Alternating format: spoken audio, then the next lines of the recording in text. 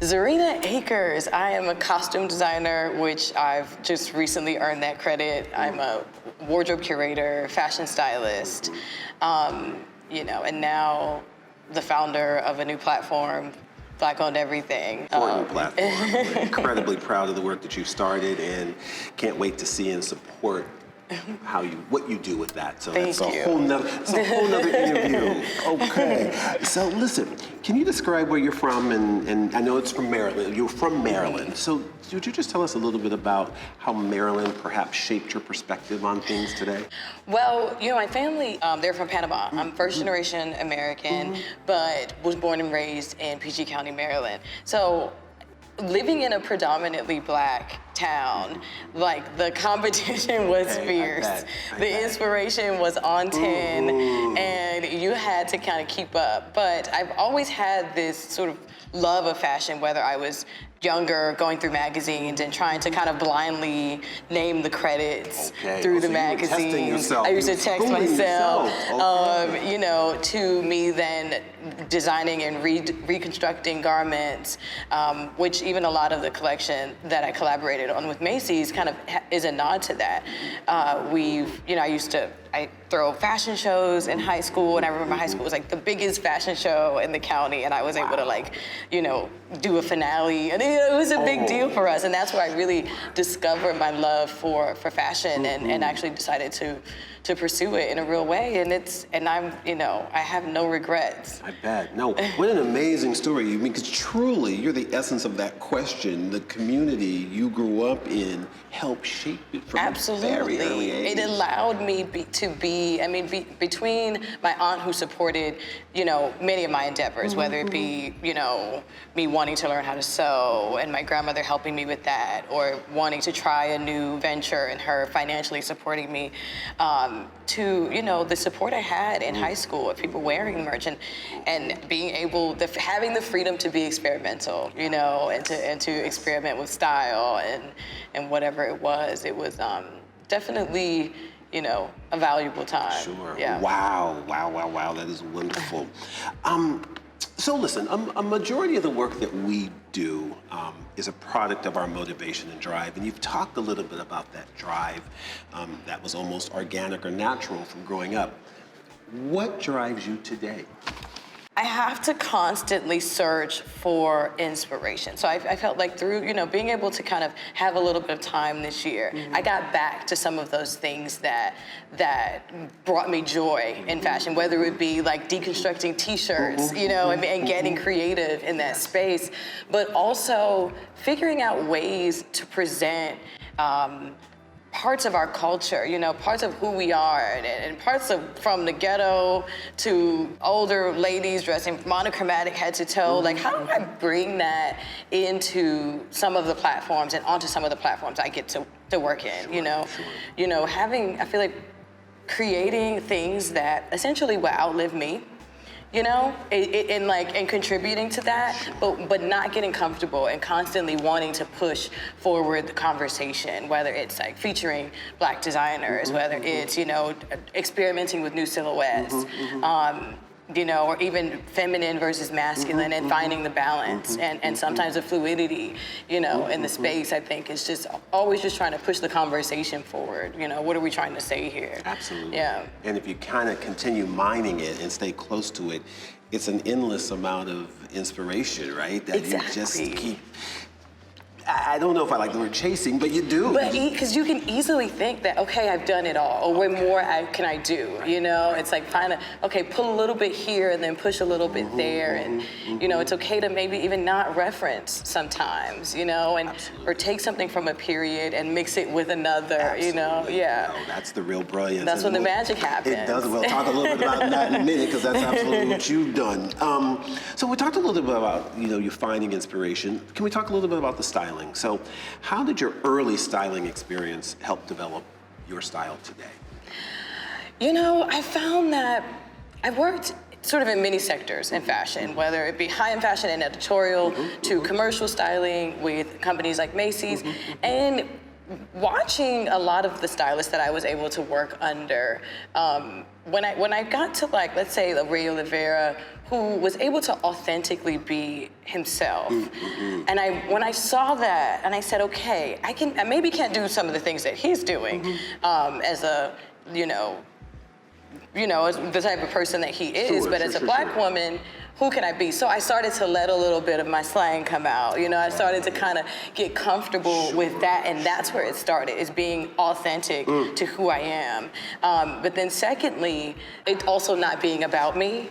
Realizing that was very important. Not operating out of ego, being collaborative, I think is just a profound space to exist in, whether you're dressing celebrities and, because they're still people, they're not products. I can't put on you, and project on you what I want. I want you to walk out and feel confident and beautiful. I want to push you to try new things, but I still want you to feel comfortable. So between that and then working with, let's say an ad agency, and having to then please maybe a boardroom full of people, and finding that balance and still kind of delivering and wanting to draw and pull that same excitement, when you're just kind of maybe talking about a simple neckline or exactly, and I think that's important to be collaborative and to take and listen to people. Absolutely. And then kind of, you insert what you want and you insert your opinion and your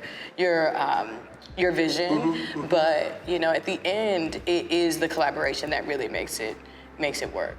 Listen, I think that's what's made you such a brilliant individual to collaborate with, because I've watched you over this process do that, right? Kind of come into an unknown, not that Macy was unknown to you, but the team was unknown to you. What we were trying to do was unknown in the beginning, and you never said, it's this or nothing. You were very open, and you listened, and you brought your experience, but you always asked a lot of questions. Okay. You did, like a lot of what do you all think? And I found that to be so, not just refreshing, but reassuring. That Zerina Akers, who we have on a pedestal and happy to have her on it, is able to disconnect from all things Zerina and really be that creative entity. And so it was wonderful. Yeah, because you want to know the person that's designing the prints, like what's your kind of perspective on where we are with this, or how other things have performed, and kind of, and just heeding to that, to me, there could be people in the room that know a little bit more than you, and being willing to be open to that and learn. Yeah, there's always an opportunity. That's absolutely the key. This is always, I know someone has this question. For someone still finding their style, is there a guiding tip? Where would you tell someone to start? Start with what makes you happy. Start with what makes you feel good when you put it on. And if that's a ribbed t-shirt and you like how it shows your collarbone, or you like how it falls off your shoulder, start there. Sure. I find that, getting dressed every day, I like things that make me feel powerful. I like strong lines. I like high waist. I like long, lean silhouettes. I like stronger shoulders. I'm more of a power shoulder because I feel powerful when I walk in the room. And even if it's even if it's a t-shirt with shoulder pads, and I feel a bit pulled up, and I go with that. I'm not afraid to experiment, but I kind of take myself a little bit seriously. So I find that I think you have to kind of try new things, in order to make those mistakes. So maybe if you want to try color and you're not used to it, try it in a garment that you're used to wearing, and then like something that you're safe. So if you love blazer, like, okay, try going navy blue, and then going a little bit lighter on the blue. Like baby steps, baby steps. And then all of a sudden you might do the bright yellow one. Yeah, exactly. Or try it even in a simple accessory, and I think that's it's a safer way to play, especially when you're on these Zooms and you're still having to maintain a professional persona. It's a good opportunity to just kind of play with the pop color on the earring. Absolutely. And Can we just shift for a minute and talk about accessories? Because I'm sure a lot of the work you've done and thinking about this capsule you've done with Bar 3, and even though you didn't design accessories for it, what is your thought about accessories and how it finishes a look? Accessories can be many things. The accessories can be your hair,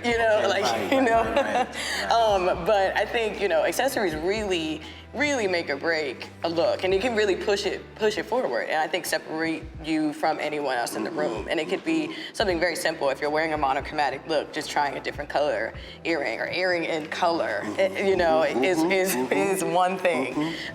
So at the moment, I'm really into like geometric shapes and strong shapes and large earrings. I love rings. I typically wear the same ones. I see you've got a pretty fabulous collection. Yeah, I there. love my stories. From my grandmother to the things I bought myself. And where you were when you bought them, and where all of it. Exactly. Oh my God, that is fantastic. Exactly. So even if it's a white T-shirt and you pop on a watch, an interesting watch, done. It's done. Yeah. Got it. So let's talk a little bit about Macy's, and you tell us a little bit about your beginnings with Macy's, styling with us. Let's just talk about this collection that you have collaborated with us on. Tell us what inspired you around that, and then I'm going to give you a two-parter. What inspired you around this first capsule that we are so incredibly proud of and excited about? What got you there? Well, it was, starting it, I thought was going to be, okay, this really exciting thing, you get to now, you have all this stuff, but it's like, okay, wait, let's be realistic here.